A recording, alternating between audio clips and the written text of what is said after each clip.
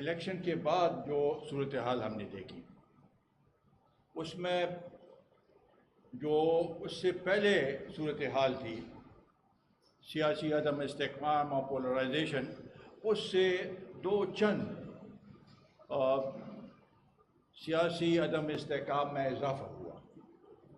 Polarisation اس حد تک بڑھ گئی کہ نیشنل اسمبلی میں کوئی بات ہو ہی نہیں سکتی، اور اسی طریقے سے باہر بھی جو ماحول ہے وہ بھی اسی طریقے سے خراب اور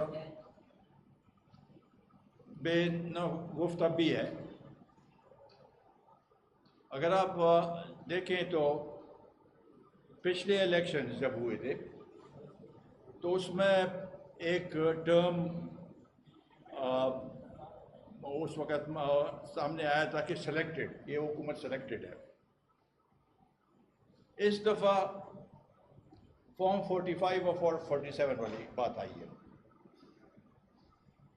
اور اپوزیشن یہ کہتی ہے کہ یہ فارم 47 کی حکومت ہے اور ہم فارم 45 والے ہیں، جس کا یہ نتیجہ ہوتا ہے کہ ان الیکشن میں ایک تو الیکشن کمیشن کے کردار بالکل ناقص، اور بالکل انہوں نے جس طریقے سے کام کیا، یہ الیکشن کمیشن کو تو فوری طور پر استعفیٰ دینا چاہیے، اس کی چیف الیکشن کمشنر اور ممبرز کو۔ اسی طریقے سے اسٹیبلشمنٹ نے جو رول ادا کیا ہے، اور ساتھ ہی ساتھ جوڈیشری میں بھی کچھ ایسے جو فیصلے ہوئے جس کی وجہ سے یہ صورتحال پیدا ہوئی ہے۔ تو یہ اس صورتحال کو دیکھتے ہوئے ہم سمجھتے ہیں کہ ملک کیسے آگے بڑھے گا، اکانومی اس ملک کی کیسے بہتر ہوگی، اور ساتھ ہی ساتھ اور بھی عناصر ہیں ایسے۔ یہ بھی باعث تشویش بات ہے ہمارے لیے کہ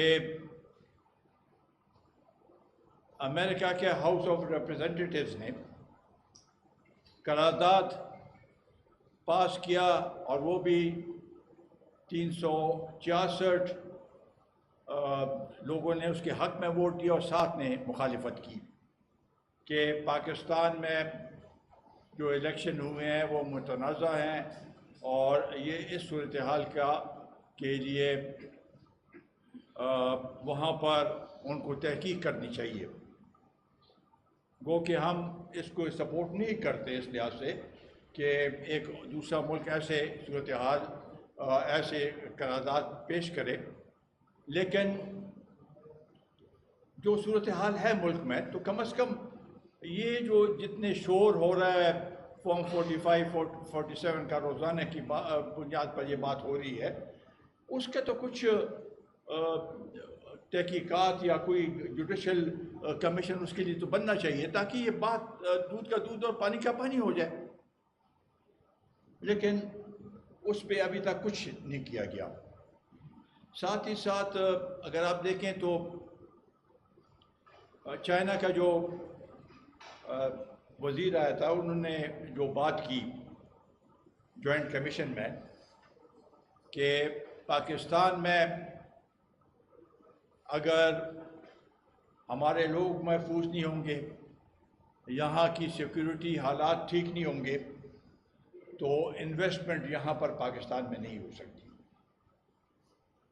اور ساتھ ہی ساتھ انہوں نے یہ بھی کہا کہ اندرون ملک جو سیاسی عدم استحکام ہے، اس پہ بھی توجہ دینے کی ضرورت ہے، تاکہ سیاسی استحکام ہو اور لوگ آگے معیشت آگے بڑھ سکے، اور مختلف ممالک جو ہیں وہ یہاں پر انویسٹمنٹ کر سکے۔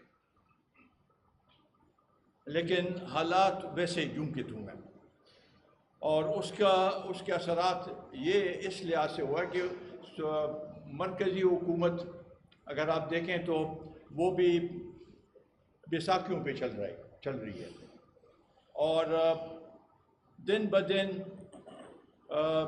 جمہوریت کو نقصان پہنچ رہا ہے، جمہوری اقدار اور جمہوریت کو دن بدن نقصان پہنچ رہا ہے، اور وہ ایروجن ہو رہی ہے جمہوریت میں بھی۔ پارلیمنٹ جب نہ چلے اور باقی ادارے بھی اپنے دائرۂ کار کے اندر کام نہ کرے تو جمہوریت کو تو نقصان پہنچے گا۔ تو اس لحاظ سے ہم سمجھتے ہیں کہ اس کے لیے کوئی ایسے اقدامات لینے کی ضرورت ہے، تاکہ چونکہ اب لگتا ایسی ہے کہ فیڈرل گورنمنٹ بذات خود بہت کمزور ہے، اور جو ان کے خلاف جو ایک آواز اٹھ رہی ہے کہ فیصلے ان کے پاس، ہم ان کے ساتھ کیا بیٹھیں کہ ان کے پاس اختیار ہی نہیں ہے۔ یہ صورتحال ہے ملک میں، اور اس کو ہم سمجھتے ہیں کہ اس سے نہ جمہوریت کو پنپ سکے گی، نہ معیشت ہماری بہتر ہو سکے گی، اور دن بدن صورتحال ابتر ہوتی جائے گی۔ اس کے ساتھ ساتھ اگر آپ اس سال کے بجٹ کو دیکھیں، ابھی آپ نے کل بجٹ پاس ہوا، لوگ لازمی طور پر یہ خواہش ہوتی ہے لوگوں کی کہ ان کو کوئی ریلیف ملے۔ اس بجٹ میں ہمیں کوئی ریلیف نظر نہیں آ رہی، بالکل کوئی ریلیف نظر نہیں آ رہی۔ انہوں نے شروع میں جب بجٹ پیش کیا تو جو ٹیکسز کی جو انکریز تھی وہ 1500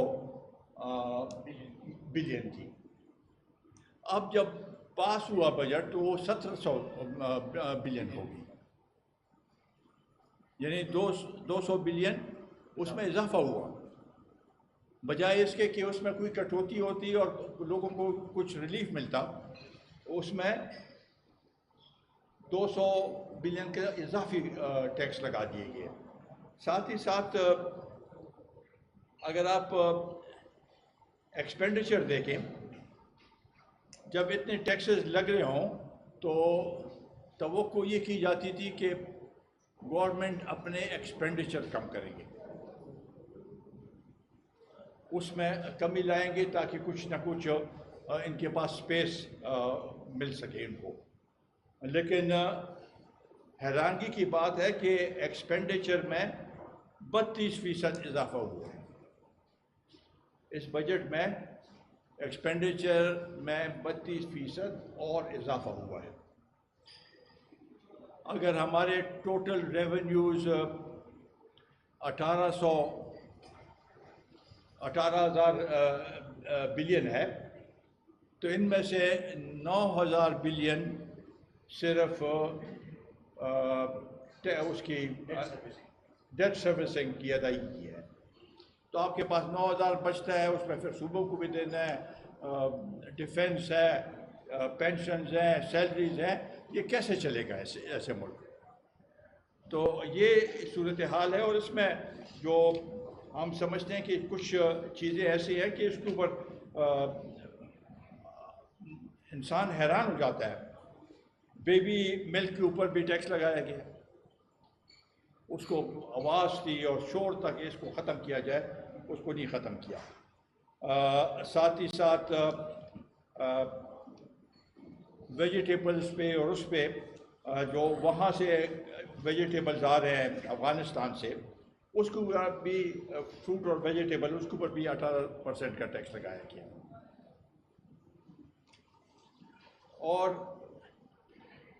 ہمارے اس صوبے میں جو بیشتر لوگ ہیں وہ مشرق وسطیٰ میں کام کرتے ہیں، اور وہاں پر وہ دیہڑی محنت کر کے یہاں پر پیسے بھیجتے ہیں۔ ہمارے ملک کے اگر ٹوٹل ریمیٹنسز ہیں وہ 20 بلین ہے، $20 بلین۔ اس میں سے $13 بلین جو ہیں وہ مشرق وسطیٰ سے ہمیں مل رہے ہیں۔ ان کے اوپر آپ نے کیا کیا کہ ایئر لائن کے فیئر جو ہیں، کرایہ جو ہے اس میں بھی اضافہ کر دیا ہے ان لوگوں کے لیے بھی۔ اور جو نان فائلرز کی بات ہے کہ نان فائلرز کے اوپر جو قدغن انہوں نے لگائی ہے، اس میں یہ بھی ہے کہ وہ باہر نہیں جا سکتے۔ تو آیا یہ ان کے اوپر بھی ہے کہ یہ جو آئے ہیں وہاں سے چھٹیوں پہ آئیں واپس جائیں گے تو کیا امیگریشن والے ان کو چھوڑیں گے یا نہیں چھوڑیں گے؟ تو یہ چیزیں اگر آپ دیکھیں تو اس پہ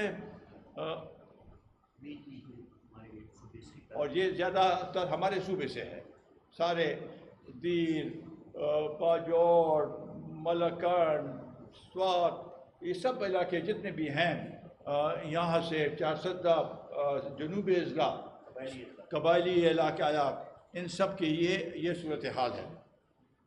دوسری بات جو ناانصافی ہے، جب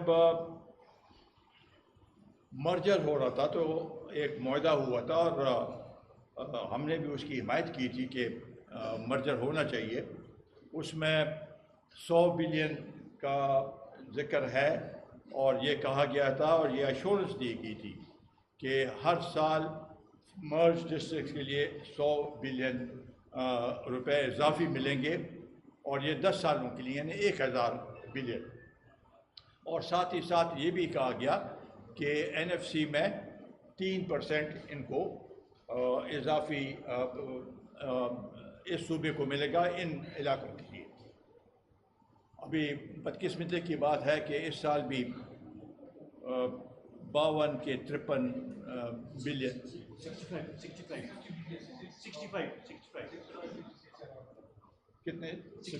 65 وہ بھی وعدہ پورا نہیں کیا انہوں نے۔ تو اس کو ساتھ اگر آپ جوڑتے ہوئے ہمارا جو دوسرا ایشو ہے وہ آپریشن کا ہے۔ ہم تو حیران ہیں کہ یہ آپریشن ایسے عجلت میں ان کو کیا ضرورت پڑی کہ یہ آپریشن کا اعلان انہوں نے کر دیا، اور اس کا کوئی خد و خال بھی پتہ نہیں، نہ کسی کو اعتماد میں لیا گیا، نہ اس میں کوئی کنسنسس بلڈ ہوئی۔ اس سے پہلے اگر آپ کو یاد ہوگا تو ضرب عضب اور رد الفساد اور اس سے پہلے بھی جو آپریشنس تھے اس میں سب پولیٹیکل پارٹیز کو پارلیمنٹ کو اعتماد میں لیا گیا تھا اور اس کے بعد آپریشن شروع کیا۔ یہاں پر نیشنل ایکشن پلان کی میٹنگ بلائی گئی اور اس میں یہ فیصلہ ہوا کہ ملک میں دوبارہ آپریشن ہوں گے اور وہ بھی اسپیسیفک KP اور بلوچستان۔ ہم تو یہ پوچھنا چاہتے ہیں کہ جب اس کے اوپر ذرا تھوڑا سا رد عمل آیا تو پھر پرائم منسٹر نے کہا کہ نہیں، یہ وہی انٹیلیجنس بیسڈ آپریشنز ہوں گے اور کچھ نہیں ہے اس میں۔ انٹیلیجنس بیسڈ آپریشنز تو اب بھی چل رہے ہیں، ملک میں بھی چل رہے ہیں مختلف جگہوں میں انٹیلیجنس بیسڈ۔ تو یہ کیا، اس کے خط و خال تو ہمیں نہیں بتائے گئے۔ ہم سمجھتے ہیں کہ جب تک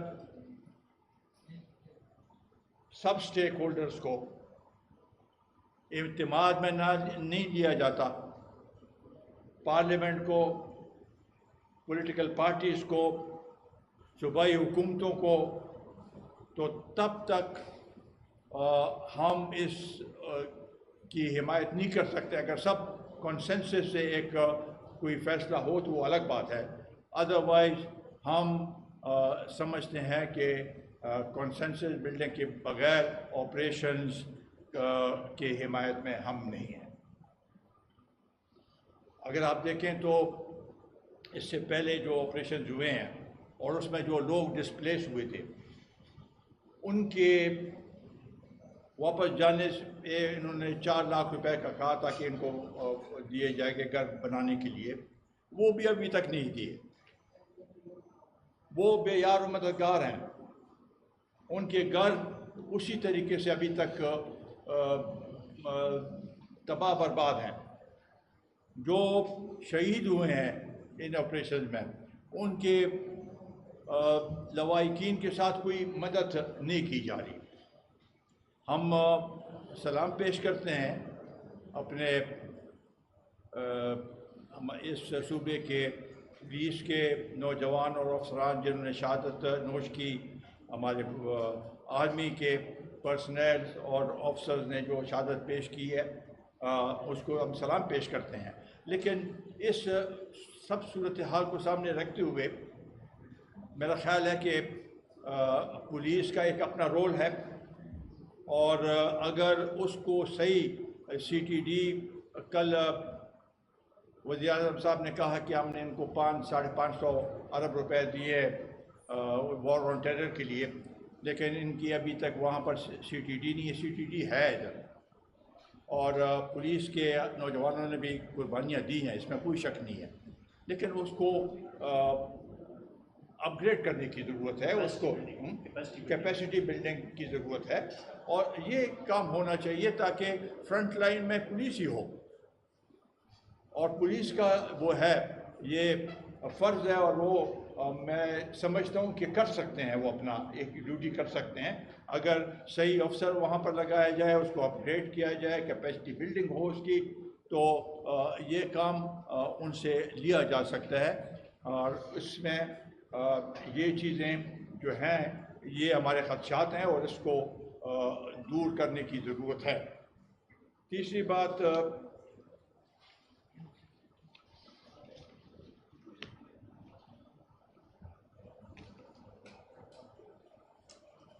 پروونشل اٹانومی کی بات ہے. 18ویں ترمیم اس لیے پاس ہوئی کیونکہ یہ محسوس کیا گیا کہ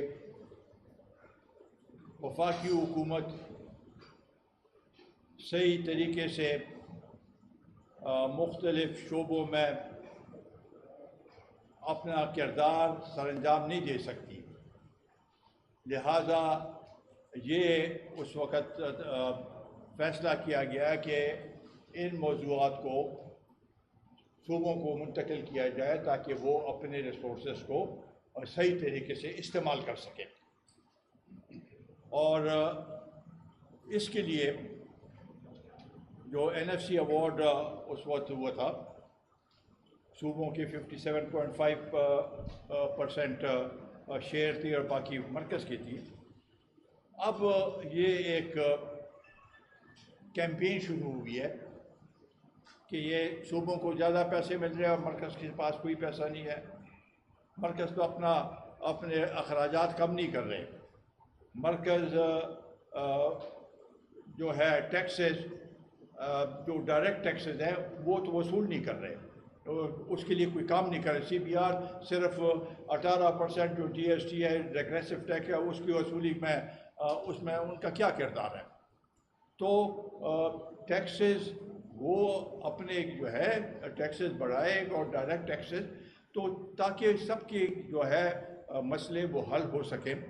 ہم 18ویں ترمیم کی اگر اس میں کوئی رد و بدل کی گئی ہے، NFC ایوارڈ میں صوبوں کی جو پرسنٹیج ہے اس میں کمی لائی گئی، تو اس کا ہم مکمل طور پر اس کی مخالفت کریں گے اور اس کا کے خلاف ہم آواز اٹھائیں گے بھرپور طریقے سے.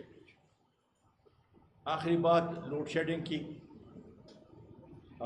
میں حیران ہوں کہ اس سخت گرمی میں جب ملک میں یہ کہتے ہیں کہ ہمارے پاس تقریباً 35 سے 40 ہزار میگا واٹ بجلی ہے، ملک میں لوڈ شیڈنگ اور خاص کر اس صوبے میں سب سے زیادہ اس کی اعداد و شمار ہمارے پاس ہیں کہ سب سے زیادہ لاسز اس صوبے کے نہیں ہیں. سب سے زیادہ لاسز ہمارے صوبے کے جو ہیں تیسرے نمبر پہ آتا ہے. باقی 2 صوبوں کے سے زیادہ ہیں. اور جو ڈوز ہیں، بقایجات ہیں، اس میں سب سے زیادہ تو پنجاب سر فہرست ہے. وہاں پر کوئی لوڈ شیڈنگ نہیں، یہاں پر لوڈ شیڈنگ. ایک تو بجلی کے نرخوں میں اضافہ، اور یہ جو ابھی ٹیکس لگایا گیا ہے، جو اضافی ٹیکس لگایا گیا ہے، تو اس کو ہم کسی صورت میں بھی ماننے کے لیے تیار نہیں ہے. ہماری صوبہ ہائیڈل بجلی پیدا کرتی ہے. کل ایک صاحب نے کہا کہ 4000، میں سمجھتا ہوں کہ تقریباً 6000 میگا واٹ بجلی یہ صوبہ پیدا کرتی ہے. اور ہماری کھپت 2600 میگا واٹ کے قریب ہے. تو اس لیے یہاں اس صوبے کے ساتھ یہ ناانصافی ہمیں اس لحاظ سے منظور نہیں. اس کے خلاف ہم نے یہ فیصلہ کیا ہے کہ مختلف اضلاع میں اس کے خلاف بھرپور طریقے سے احتجاج کریں گے، تاکہ لوگوں کے ساتھ یکجہتی کا مظاہرہ کر سکیں. اس سخت گرمی میں جو صورتحال بنی ہوئی ہے، اس میں ہم لوگوں کے ساتھ ہیں، اور انشاءاللہ تعالیٰ اسی طریقے سے بھرپور طریقے سے لوڈ شیڈنگ کے خلاف ہم بھرپور آواز اٹھائیں گے. کیونکہ یہ ہمارے صوبے کی بجلی کی پیداوار ہے اور سستی بجلی ہے، اور ہمیں محروم رکھا جائے، یہ ناانصافی ہے. اگر لائن لاسز ہیں اور دوسرے وہ جو ہے وابدہ پاور ڈویژن کی جو اپنی نااہلی ہے، اس کو چھپانے کے لیے سارا زور جو ہے ہمارے عوام پہ، اس کے زور جو ہے وہ ہمارے عوام پر ہے. یہ ہمیں قابل قبول نہیں ہے، اور اس کے خلاف ہم بھرپور طریقے سے اس کے خلاف اور مہنگائی کے خلاف جو یہاں پر فاٹا کے اور دوسرے جو ٹیکسز لگائے گئے ہیں، ان کے خلاف ہم آواز اٹھائیں گے، اور اس کے لیے بھرپور احتجاج کیا جائے گا. یہ چند ایک باتیں تھیں جو کہ میں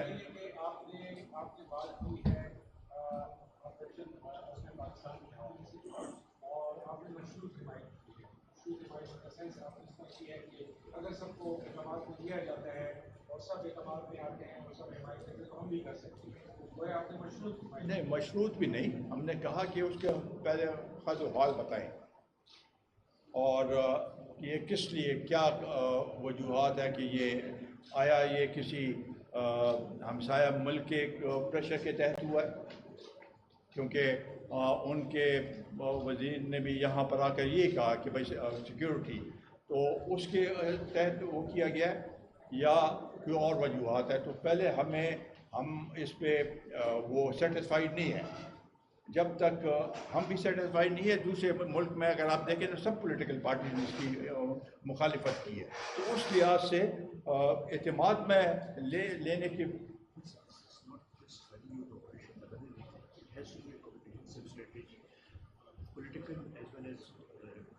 تو اس لحاظ سے میں سمجھتا ہوں کہ اس کو ہم اس لحاظ سے ہم نے مشروط وہ نہیں کیا ہے. اس کو ایک کمپریہنسو اس کے دیکھنا چاہیے کہ پولیٹیکل اور یہ سارے کے، اور پھر اس کا یہ کہنا ڈیفینس منسٹر کا کہ ہم کراس بارڈر بھی وہ کریں گے، آپریشن بھی کریں گے. یہ بھی ایک سنگین مسئلہ ہے، کیونکہ یہ صرف پاکستان کی بات نہیں ہے. It is not an easy task in that sense. تو یہ سب چیزیں ہیں، تو اس لیے ہم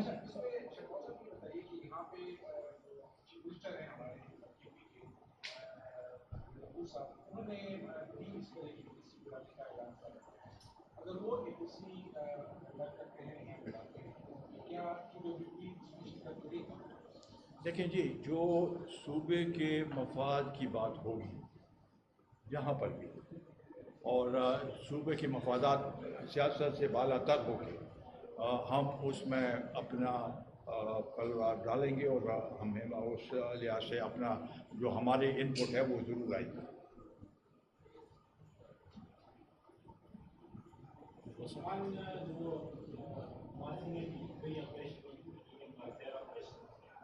ملاقات بھی کئی اخبار ہوتی ہے، اب نہیں سمجھتے کہ مطلب جو آپریشن ہوتے ہیں ماننے کا اثر ہوا ہے، یہ بیرونی پریشر کے ہوتے ہیں، کہاں پہ جا رہے ہیں پہلے یہ سالوں کا چل ہوگا کرنا یا کیا کرتے ہیں.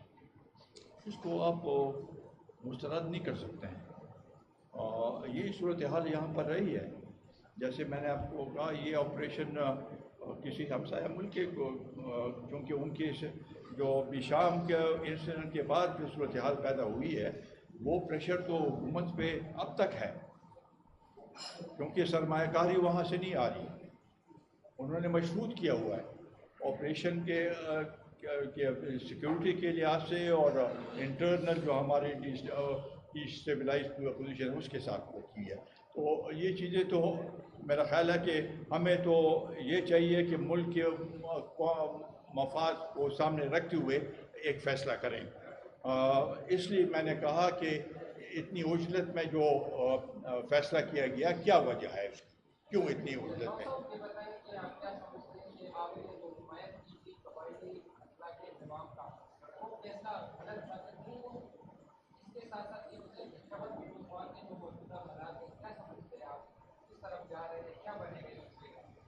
دیکھیں جی اس وقت بھی ہم نے یہ کہا تھا کہ یہ فیصلہ تو ہو گیا ہے اور جو معاہدہ ہوا تھا اگر اس کے اوپر عمل درآمد نہ ہو تو، کیونکہ اس وقت بھی ہر ایک ضلع میں 2 قسم کی آرا تھی.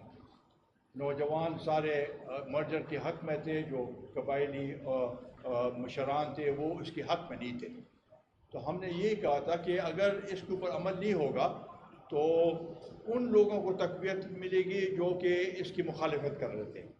اور لگتا ایسی ہے کہ اگر یہ صورتحال رہی تو حالات ان علاقوں میں مزید خراب ہوں گے اور اس کا جو ہے نقصان جو ہے یہ حکومت پہ، ذمہ داری حکومت پہ آتی ہے کہ انہوں نے اپنے معاہدہ کیا تھا وہ پورا نہیں کیا. نہیں، یہ میں نہیں کہا. انضمام کا فیصلہ ہم نے اس لیے کیا تھا کہ یہ علاقے بھی مین اسٹریم پالیٹکس میں آئے، مین اسٹریم ڈیولپمنٹ میں آئے، مین اسٹریم ان کو جابس ملے اور ایک جو اس وقت ایک لینڈ اس کی جو خد و خال تھے وہ ایک ان کی ایک دوسرے سسٹم میں تھے. عام پاکستان کے قوانین اس کو ان کے اوپر لاگو نہیں تھے. ایف سی آر کی وجہ سے لوگوں کو بہت زیادہ تکلیفات تھی، تو اس کی وجہ سے ہوتی ہے. اور وہ ہم سمجھتے ہیں کہ اب بھی اگر صحیح سمت میں صوبائی حکومت ان کو نظر انداز نہ کرے، مرکز سے وسائل ملے تو یہ مسئلے حل ہو سکتے ہیں. ادھر سے اس سائڈ سے کر دیتے ہیں. یہ بتائیے گا کہ اس وقت اگر آپریشن کیا جاتا ہے یا جو انٹیلیجنس بیس آپریشن ہے وہ تو یا داعش کے خلاف ہوگا یا ٹی ٹی پی کے خلاف ہوگا. 2 نقطے ہیں ہمارے سوال کے. افغان طالبان اس بات سے انکاری ہے کہ یہاں پر ٹی ٹی پی کا کوئی وجود ہے، اور ٹی ٹی پی بھی یہی کہہ رہی ہے کہ بیسیکلی ہم پاکستان کے اندر سے رہ کر اپنی کارروائیاں کرتے ہیں. آپ اس کے انکار اور اس کے خلاف کو کیسے دیکھتے ہیں؟ پہلا سوال کا نقطہ یہ ہے. اور ایک اور اس کے ساتھ نقطہ جو اٹھایا جاتا ہے کہ 2020 اور 21 میں جب یہاں پر ٹی ٹی پی کی حکومت، ٹی ٹی پی کی پی ٹی آئی کی حکومت تھی تو فیض امین صاحب اور یہ لوگ جو تھے انہوں نے یہاں سے ان لوگوں کو لے کر آئے تھے. کیا آپ سمجھتے ہیں کہ وہ یہاں سے ان لوگوں کو لے کر آئے تھے؟ کیونکہ گزشتہ روز جب یہ سوال بیرسٹر صاحب سے کیا گیا تو اس نے انکار کر دیا، لیکن اپوزیشن جماعتیں کہہ رہی ہے کہ نہیں 2,500 5,000 کا فگر یوز کرتی ہے کہ وہ لایا گیا. ہم سمجھتے ہیں لوگوں کو لایا گیا ہے کہ 2.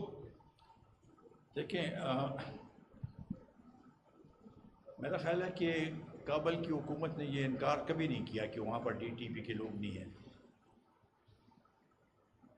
وہ تو کہتے ہیں کہ انہوں نے بیعت کی ہوئی ہے